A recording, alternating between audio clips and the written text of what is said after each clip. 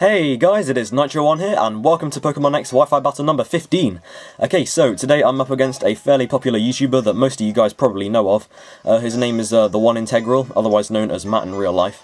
And yeah, this battle was actually on his live stream that he did a couple of days ago. Basically, I was watching his live stream, and I decided to challenge him to a battle, and yeah, we both had a battle.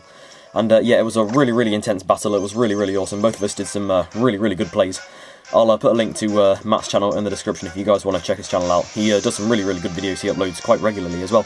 So yeah, I'm going to start off with my Rotom, and he's going to start off with his Electivire. And it's a shiny Electivire as well. Yeah, pretty awesome. So I'm going to make a switch, and he's going to make a switch as well, into his Gourgeist. Oh no, not his Gourgeist, his Sceptile. Sorry. And I'm going to make a switch myself into my Sylveon. And yeah, his Sceptile is also shiny as well, which is pretty awesome. So I set up my Sylveon now, and then he does a double switch into his Gourgeist this time. And yeah, I think this Gourgeist is also shiny as well. Yeah, it's a supersized Gourgeist as well. And yeah, he reveals that I'm an Assault Vest set. Yeah, so I go for a Moonblast, and deal quite a bit of damage to it, over half, and lower his special attack as well. And his Gourgeist has the lefties, which he restores health with the lefties, of course. And then I go for a Shadow Ball, and finish off his Gourgeist. So, not too much of a problem there. I didn't think Shadow Ball would ever come in useful with Sylveon, but yeah, looks like today it did. So yeah, his Sylveon's, not his Sylveon, his Gourgeist's down now. And then he sends out his Arcanine. And the Intimidate kicks in, but that really doesn't matter because of course my Sylveon is a special Sylveon, not a physical one. And then I make a switch back into Washington AC, my Rotom. And then he goes for a Flare Blitz. And of course I take that Flare Blitz like an absolute boss. There we are, not too much of a problem there. And he gets damaged by a bit of recoil. And yeah, he makes a switch into his Electivire. He predicted that I'd make a Volt switch, but yeah, I predicted that he'd switch into his Electivire, so I didn't go for a Volt switch, I went for a Light Screen instead. So yeah, I thought I'd just take this opportunity to set up the screens. And yeah, he goes for a Thunder Punch, and my Rotom, unfortunately he gets a crit, but thankfully it manages to survive. So I go for a Reflect, and now both my screens are up. And because my Rotom has the Light Clay, both screens will be up for 8 turns now, which is pretty awesome. So yeah, I switch back into my Sylveon, and then he goes for another Thunder Punch. And of course my Sylveon takes that attack, of course, not too much of a problem there. And he goes for another Thunder Punch, and thankfully he doesn't paralyze me this time. And yeah, I go for a Moonblast, and get it into over half the HP. And yep, he goes for another Thunder Punch, and my Sylveon takes that attack as well. And then I go for a Psyshock, and then I finish off his Electivire. Yeah, I like the look of shiny Electivire, it's pretty awesome, with blue eyes instead of red eyes. Pretty awesome. So yeah, he sends out his Sceptile now. And yeah, I decide to make a switch into Natori, which is my Ferrothorn. And because my Ferrothorn is a special defensive Ferrothorn, and of course because Light Screen is up, he goes for a Leaf Storm, and that hardly does any damage at all. Like, if you were watching it from Matt's point of view, the OneIntegral's point of view, you probably wouldn't have even seen the HP gauge go down. Yeah, so he goes for a Focus Blast, and thankfully my Ferrothorn takes that attack like a boss. Then I go for a Substitute, and yeah, let's go for, yeah, have a sub. And then yeah, he goes for another Focus Blast, and unfortunately yeah, he gets rid of my Substitute, which is yeah, kind of a waste of a Substitute, I guess. But yeah, I set up Stealth Rock here. So yeah, I would have gone for a Leech Seed, but of course Sceptile is immune to Leech Seed. But Light Screen wears off, and thankfully he misses his Focus Blast, which is really lucky. I'm glad it missed. So yeah, I go for a Gyro Ball and very nearly knock it out. Then he goes for a Focus Blast, and he avoids it again. Oh, I'm getting so lucky today. So yeah, I go for a Gyro Ball and finish off his Sceptile. So yeah, that was really lucky on my part, avoiding that Focus Blast twice in a row. So yeah, he sends out his Arcanine now, and he gets hit by the rocks, of course, and the Intimidate kicks in. That doesn't really matter that much, to be really honest.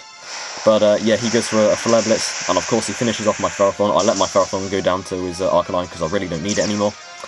And of course he gets hurt by the Iron Barbs, and the Rocky Helmet, and then he gets hit by the recoil later. Of course my Ferrothorn faints now.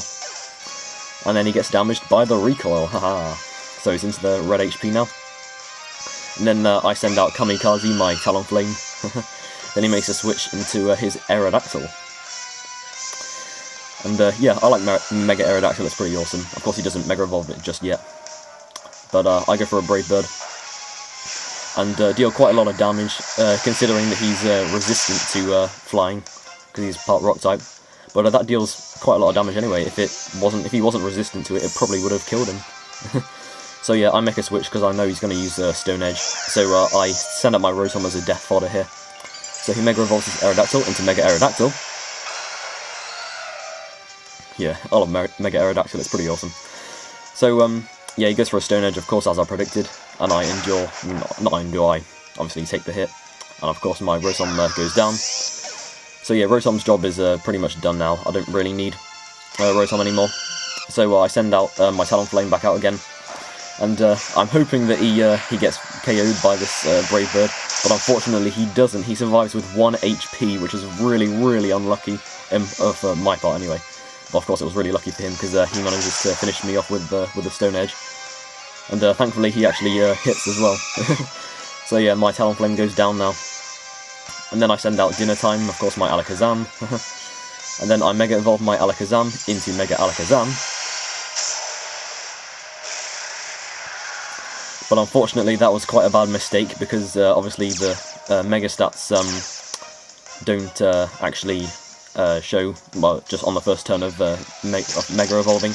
So yeah, he outspeeds me this turn, and he goes for a Crunch, and he finishes off my Alakazam.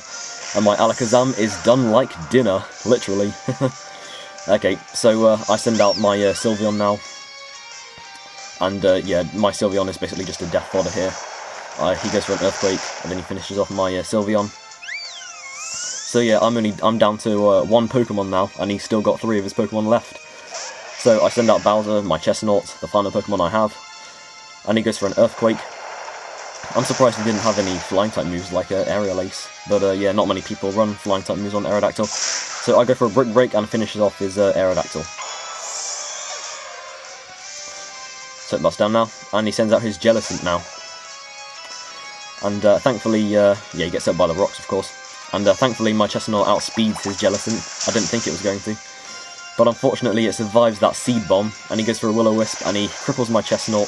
That doesn't really matter that much, because my Chestnut will still be able to KO his Jellicent on the next turn with a Seed Bomb. So yeah, I get hurt by the burn. Bowser gets hurt by the burn.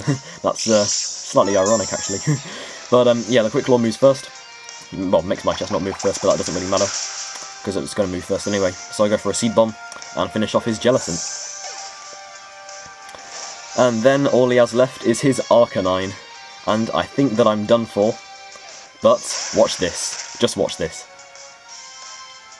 Haha! Yes, he gets hurt by the rocks. Before he gets the chance to attack, he faints, and that is the battle. Alright, so yeah, this was a really, really intense battle. All I had was a burnt Chestnut left, and yeah, in fact, if you managed to get the Focus Blast to hit, my Ferrothorn probably wouldn't have got the chance to set up the rocks, and you probably would have won. So yeah, this is a really, really intense battle, guys. I hope you guys enjoyed it. If you did, make sure to click that like button, and of course, let me know your thoughts of this battle in the comment section below. And of course, you can subscribe to see more Pokemon X Wi-Fi battles. And of course, my Mario Kart 8 Wi-Fi series is going to be coming soon, so stay tuned for that. So thanks for watching, and I'll see you guys next time. Bye!